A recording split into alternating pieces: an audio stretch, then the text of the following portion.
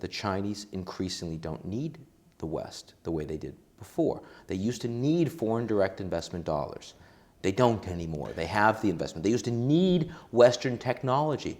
They've stolen and developed a lot of that, and the West doesn't want to bring in a lot of what they have brought in the past because they're losing it. And in addition to all of that, you have the Chinese recognizing that they cannot count on the West to consume their exports the way they used to. So the Chinese want to decouple. It's going to take a long time, but that's the strategy. And so between the United States and China, the world's two largest economies, there is actually a war between state capitalism and the free market. The systems are fundamentally incompatible. So but it's not an existential threat like the Cold War. It's not like one system must prevail at the expense of the other system.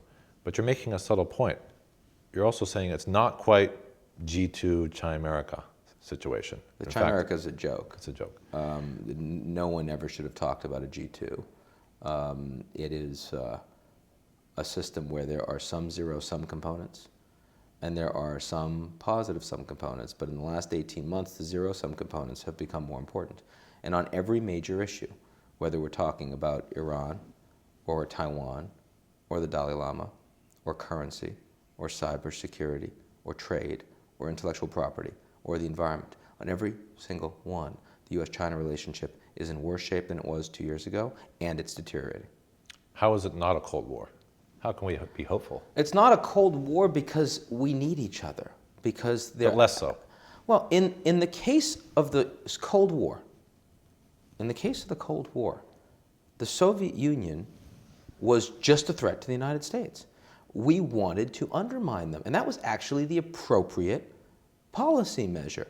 When the Soviet Union collapsed, the US and the Europeans only gained economically. We brought Europe together. We brought Germany. We reunified it.